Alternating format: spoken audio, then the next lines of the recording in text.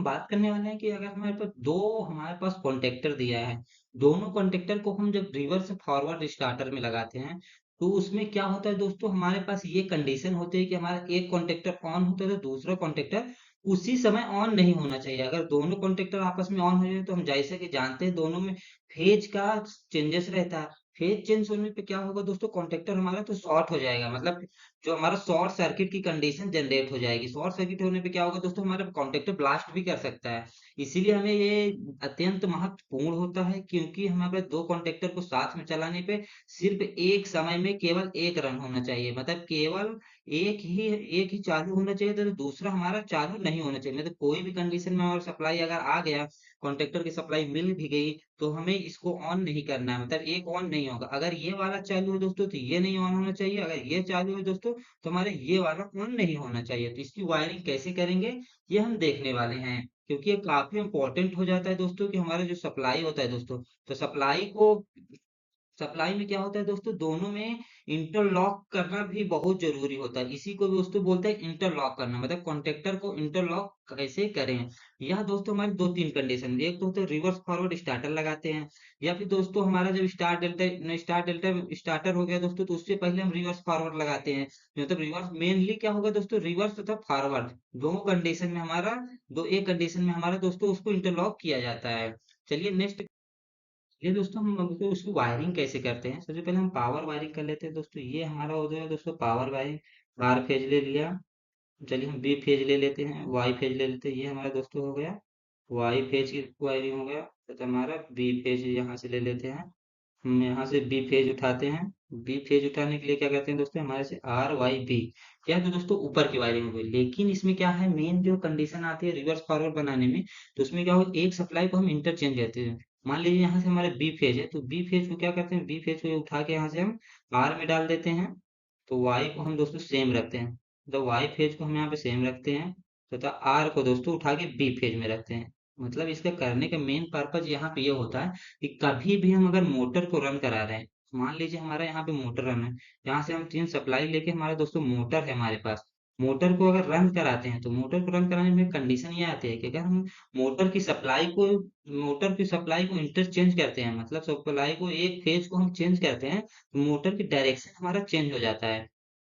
Motor की direction change हो जाता है, इसलिए रिवर्स फार्म में क्या करते हैं दोस्तों, मोटर की डायरेक्शन चेंज करने के एक फेज को हम चेंज करते हैं। उसके लिए दोस्तों हम क्या करते हैं, दो कॉन्टेक्टर के माध्यम से दोनों सप्लाई को एक एक सप्लाई को इंटरचेंज कराते हैं। चलिए ये तो हो गया पावर वायरिंग जो हमारा सिंपल होता है। मेन हमारा जो आज का टॉपिक होने वाला है दोस्तों, कॉन्टेक्टर को इंटरलॉक कैसे करें। तो इंटरलॉक का मतलब ये होगा दोस्तों कि हमारे एक कॉन्टेक्टर एक समय में हमारे केवल एक कॉन्टेक्टर ऑन हो, दोनों कॉन्टेक्टर ऑन नहीं होना चाहिए।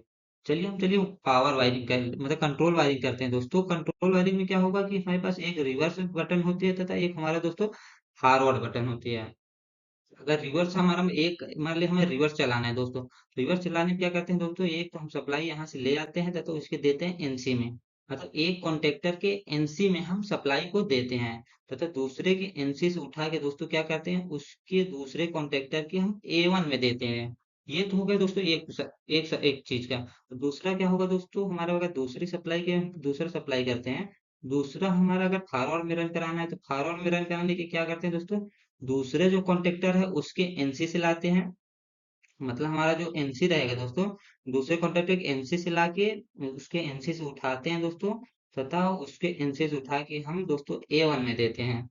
ये हमारा दोस्तों इसका वायरिंग हो गया। अब वायरिंग का क्या कैसे हो पर्पज क्या होता है, इसका मतलब ये होगा दोस्तों कि जब एनसी रहता है, तो ये कॉन्टेक्टर हमारा जो ऑफ कंडीशन में रहेगा, मतलब ये कंडीशन ऑफ रहेगा, तो हमारा एनसी रहेगा, एनसी थ्रू हमारा सप्लाई पास होगी, सप्लाई पास होने के बाद ये कॉन्टेक्टर के A1 में जाता है, जिससे हमारा कॉन्टेक्टर ऑन हो जाता है। पूरा कॉन्टेक्टर ऑन हो गया, तो ये हमारे ये कॉन्टेक्टर चालू रहेगा। लेकिन क्या होगा दोस्तों, अगर हम ये कॉन्टेक्टर ऑफ हो जाएगा, क्योंकि क्या होगा, जब हमें ये कॉन्टेक्टर ऑन होगा, तो इसमें जो एनसी सप्लाई बाईपास होगा हमारा एनओ हो जाएगा, जिससे कॉन्टेक्टर को सप्लाई जहां से आ रही है दोस्तों, मतलब ये हमारे ग्रीन लाइन जहां से आ रही है दोस्तों, वो सप्लाई हमारा इस कॉन्टेक्टर में नहीं आ पाएगा, क्योंकि जब ये कॉन्टेक्टर ऑन होगा तो हमारा एनओ हो जाएगा। एनओ होने के बाद सप्लाई को पास नहीं करेगा, जिससे हमें कॉन्टेक्टर को सप्लाई नहीं मिलेगी, तो कॉन्टेक्टर हमारा ऑफ नहीं हो मतलब ऑन नहीं होगा। सेम कंडीशन इस कॉन्ट्रैक्टर के साथ भी है कि इस कॉन्ट्रैक्टर में A1 में सप्लाई तभी आएगी जब ये कॉन्ट्रैक्टर ऑफ रहेगा, क्योंकि ऑन होने के बाद हमारा क्या होगा, जो सप्लाई यहाँ से पास हो रही है दोस्तों,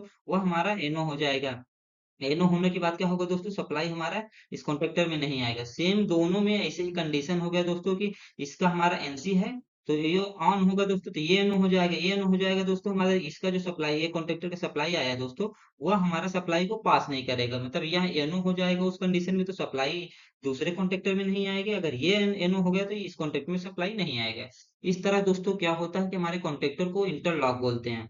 कभी भी आपसे इंटरव्यू में पूछ लिया जाए दोस्तों कॉन्ट्रैक्टर के इंटरलॉक कैसे करते हैं, तो सिंपल से फंडा है कि तो दोनों के एनसी से हम सप्लाई लेते हैं तथा उसके जो कॉइल की सप्लाई होगा दोस्तों, उसके कॉइल की सप्लाई में हम दे देते हैं। तथा हमारा मेन अब इसमें क्या आता है दोस्तों, A2 रहता है। A2 मतलब हमारा न्यूट्रल होता है। न्यूट्रल को हम कॉमन देके कहीं से भी हमें एक 0 वोल्ट दे देते हैं। इस तरह दोस्तों हम कभी भी कॉन्ट्रैक्टर को इंटरलॉक कर सकते हैं। मगर इसमें अगर मान लीजिए हमारे पास एनसी ब्लॉक पहले से मौजूद है, कोई भी कॉन्ट्रैक्टर में होगा दोस्तों, उसके लिए हम एक एनसी ब्लॉक अलग से लगाते हैं। मतलब एक कॉन्ट्रैक्टर के ऊपर एनसी ब्लॉक लगाते हैं, उसके बाद हम उसको वायरिंग करते हैं, जिससे दोनों कॉन्ट्रैक्टर का इंटरलॉक हो गया तथा हमें दोनों कॉन्ट्रैक्टर एक समय में दोनों ऑन नहीं होगा। अगर वीडियो आपको पसंद आए दोस्तों, हमारे चैनल को सब्सक्राइब करिए। मिलते हैं नेक्स्ट वीडियो में, बने रहिए। Thank you.